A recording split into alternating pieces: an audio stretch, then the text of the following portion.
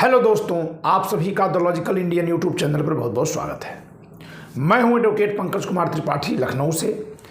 और मैंने कहा था अपने तमाम दर्शकों के कमेंट पर कि ईवीएम के बारे में मैं इस चुनाव के परिणाम के बाद चर्चा करूंगा। पहली बात जान लीजिए कि ईवीएम पर मेरी चर्चा आज के चुनाव परिणामों पर बिल्कुल नहीं है, बल्कि आगामी 2024 के पूरे देश के आम चुनाव के बारे में है, यानी लोकसभा चुनाव के संदर्भ में है। आप मुझसे पूछ सकते हैं कि आप अब तक क्यों नहीं चर्चा कर रहे थे। तो जब मैं आपको बताऊंगा कारण ईवीएम कैसे रुकेगी, तो स्वयं आप समझ जाएंगे कि इससे पहले इस पर चर्चा करना क्यों बेमतलब था। हम आप 1 to 1 चर्चा कर लें, लेकिन पब्लिक डिबेट में ले जाना बेमतलब था। आज भी इस बात पर चर्चा करना कि चुनाव की हार ईवीएम की वजह से हुई कितना उचित होगा। इसी ईवीएम से तेलंगाना में कांग्रेस चुनाव जीत गई है और शेष 3 राज्य में कांग्रेस ही चुनाव हारी है। तो कांग्रेस अगर उठाएगी मुद्दा तो फौरन आएगा कि ठीक है, तब तेलंगाना का चुनाव मत मानिए। तो ये सवाल है ही नहीं कि ईवीएम का दुरुपयोग होता है कि नहीं, हो रहा है कि नहीं हो रहा है।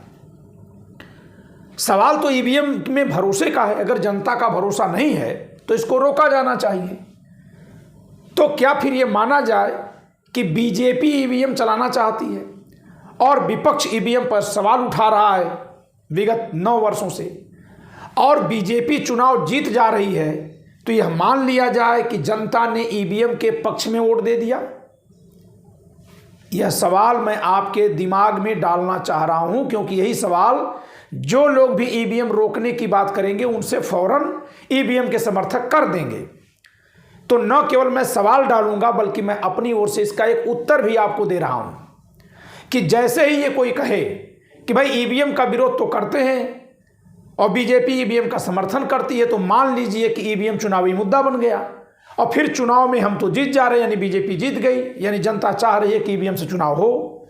तो जब ऐसा सवाल कोई उठाए तो आप कहिए कि देश के सारे मुद्दे तो चुनाव के जरिए तय हो सकते हैं, लेकिन चुनाव ईवीएम से हो या न हो, यह मुद्दा स्वयं ईवीएम से कैसे तय होगा? समझ में आ रही होगी मेरी बात। भाई उसी ईवीएम से ही आप चुनाव कर रहे हैं, उसी ईवीएम पर हमारा आक्षेप है, तो सारे मुद्दे तो तय कर लीजिए, चलिए मान ले रहे हैं। लेकिन यह मुद्दा कि चुनाव ईवीएम से हो कि न हो, यह ईवीएम से कदापि नहीं तय हो सकता। यह तो उसी तरह से हो जाएगा कि मैं जिसके खिलाफ केस करूं सजा दिलाने के लिए, कह दूं यही जज होगा, और मैं ये भी कह दूं कि यह बहुत भ्रष्ट व्यक्ति है, यह कभी सही जज हो नहीं सकता। क्योंकि सवाल हमारा ईवीएम मशीन पर है, ईवीएम में छेड़खानी पर है, तो उससे जो भी चुनाव होगा वो वैसा ही होगा जिनका ऐसा आरोप है। मैं फिर से स्पष्टीकरण दे दूं कि आज 3 दिसंबर 2023 को जो चुनाव परिणाम आया है, इनकी वैधता पर मैं कोई भी सवाल ईवीएम के माध्यम से नहीं उठा रहा हूं। क्यों नहीं उठा रहा हूं, उसका एक कारण है। जब आप कोई कार्य आरंभ होने पर उसमें सहभागी बन जाते हैं, तो बाद में फिर उसके नियमों पर सवाल उठाना उचित नहीं होता है। आप किसी खेल में शामिल हो जाते हैं, नियम चाहे आपको पसंद आ रहे हों न आ रहे हों, तो बाद में हारने पर आपको नहीं कहना है कि हम ये नियम गलत था इसलिए हार गए। हाँ, ईवीएम में छेड़खानी हो सकती है, किसी भी मशीन में जो मानव निर्मित है छेड़खानी हो सकती है, यहाँ तक कि स्वयं मनुष्य में मनुष्य छेड़खानी कर सकता है। जब जहरीले भाषणों से लोगों के दिमाग बदले जा सकते हैं, दिन रात की गोदी मीडिया से लोगों के विचार बदले जा सकते हैं, जब संविधान जिनको उजाला दे रहा है वो खुद अपने घर के उजाले का दीपक बुझा बुझा के संविधान के खिलाफ नारा लगा रहे हैं और भीड़ बन रहे हैं, उनको समझ में नहीं आ रहा है कि अगले 20 वर्षों में वो कहां चले जाएंगे। और अगर कहीं कुछ गलती दिख भी रही है तो ऊपर की जातियां गलत हैं कह के गाली देने लग रहे हैं, शेष कोई कारण नहीं सोच रहे हैं। आरक्षण से और नेहरू सरकार, इंदिरा सरकार के जमाने में बने विश्वविद्यालयों, शिक्षण संस्थानों से जितने लोग पढ़ करके आरक्षित वर्ग से आकर के नौकरी पाए हैं या सांसद विधायक बने हैं, उनमें से 70% लोग सत्ता दल के साथ खड़े हो गए हैं, यह जानने के बावजूद भी, यह मानने के बावजूद भी कि यह सरकार संविधान का घोर अतिक्रमण कर रही है। उनको लग रहा है कि उनकी जिंदगी तो सुरक्षित है, जैसे मैं एक उदाहरण देता हूं, हमारे उत्तर प्रदेश के डीजीपी रहे हैं श्री बृजलाल जी। इस समय बीजेपी से वो राज्यसभा सांसद हैं। वो आईपीएस अधिकारी रहे हैं, जाहिर सी बात है पढ़ाई लिखाई किए होंगे, एससी कम्युनिटी से आते हैं, दलित वर्ग से, तो पढ़ाई लिखाई किए होंगे। संविधान ने पढ़ने लिखने का मौका दिया, सरकार ने स्कूल खोला। संविधान बहुत मौका देता है, लेकिन अगर सरकार नहीं देती है तो मौका किताब में रह जाता है। मैं यही अपने वीडियो में रोज रोज बताने का प्रयास कर रहा हूं कि संविधान लिखना एक बात है और उससे जो मिल गया वो एक बहुत बड़ी बात है। तो अगर किसी सरकार ने दिया है तो हमको उसको भी सामने रखना पड़ेगा, ताकि दूसरी सरकार को हम जांचें कि देखो इस सरकार ने दिया, तुम नहीं दे रहे हो। तो बृजलाल जी आईपीएस बनते हैं, और आईपीएस बनते हैं, इसके बाद मायावती जी अपने शासनकाल में उनको उत्तर प्रदेश का डायरेक्टर जनरल ऑफ पुलिस बनाती हैं, डीजीपी। जब से 2014 से बीजेपी की सरकार है, वो सरकार में है। आज ही मैं उनका एक मीडिया पर वक्तव्य सुन रहा था, लग रहा है कोई कमरे में कहीं रिकॉर्ड किया है। लेकिन मैं यहां से कहूंगा कि संविधान को खतरा है, और मैं ये भी बताऊंगा कि संविधान से ही उजाला जो आया है वो संविधान हटने पर अंधेरा में बदल जाएगा, इसमें कोई संदेह नहीं।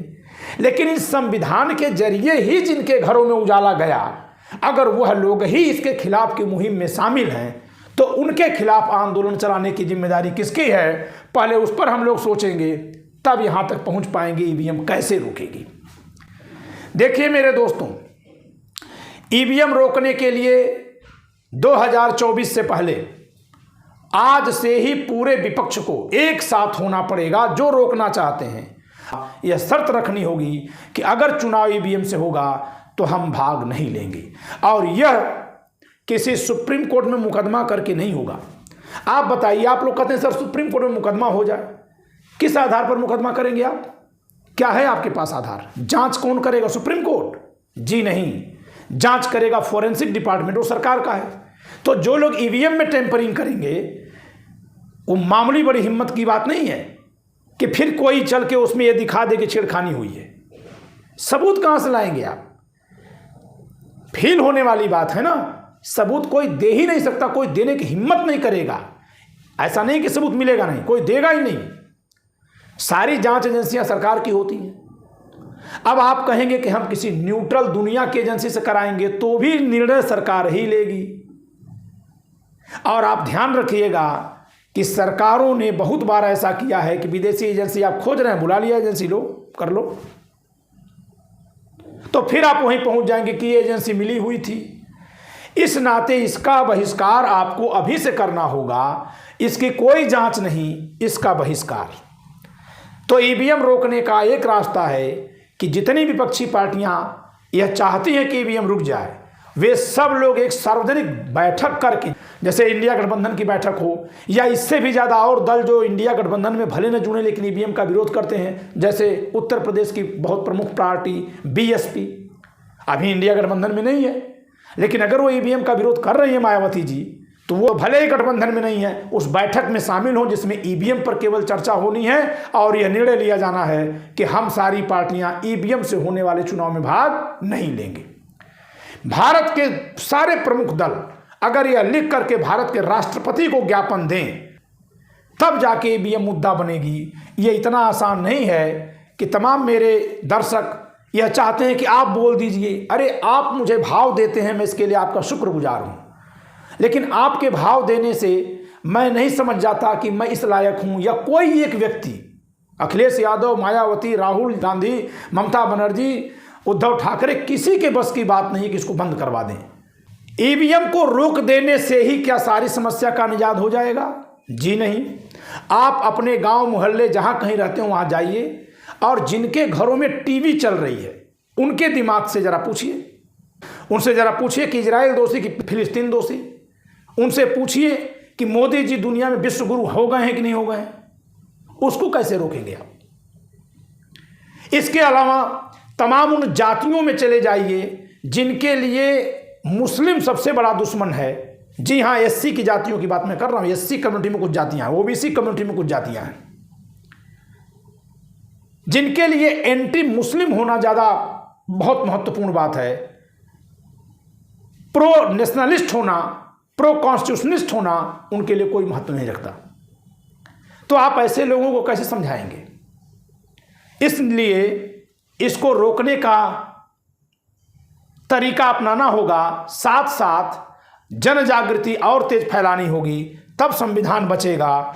नहीं तो संविधान हटेगा और धीरे धीरे हटेगा, कतरे कतरे इसको सिकोड़ दिया जाएगा। कोई कह रहा संविधान कहाँ हट रहा है, आप ऐसे ही चिल्ला रहे हैं। प्रदेशों में चुनी हुई सरकारें हैं, चाहे तमिलनाडु हो, केरल हो, पंजाब हो, दिल्ली हो, राज्यपाल वहां केवल ऐसे ही बैठाया जाता है जिससे कि केंद्र और राज्य के जो जुड़ी हुई बातें हैं वो पहुंचती रहें। राज्य सूची के विषयों पर कानून बनाने का अधिकार राज्यों की विधानसभाओं का है। विधानसभाएं उन विषयों पर अगर कानून पारित करती हैं तो गवर्नर को साइन करना मैंडेटरी है संविधान में, लेकिन अगर न करे तो केंद्र सरकार को हटाने की शक्ति है। केंद्र सरकार न हटाए तब तो केंद्र सरकार को हटाने की शक्ति संसद के पास है। संसद तो केंद्र सरकार जो चला रहा है उसके मुट्ठी में बिल्कुल है। तो बताइए कैसे होगा? तो संविधान का अतिक्रमण हो रहा है कि नहीं हो रहा है? आप देखिए केरला के गवर्नर क्या कह रहे हैं। तो संविधान का अतिक्रमण संविधान को मिटाकर नहीं किया जाएगा। संविधान का अतिक्रमण संविधान के रहते हुए ही कर दिया जाएगा और बहुत तेजी से एक दूसरा धड़ाशोर मचाएगा, यह संविधान तो बेकार है, यह संविधान तो बेकार है, ताकि संविधान के खिलाफ जो चीजें हों उस पर जब कोई संविधानवादी बोले कि अरे भाई साहब ये तो गलत हो रहा है, तो लोग कहें क्या बोल रहे हैं, संविधान भी तो गलत है। लोग बोलना शुरू कर दिए। बहुत तेजी से संविधान को बदनाम किया जा रहा है।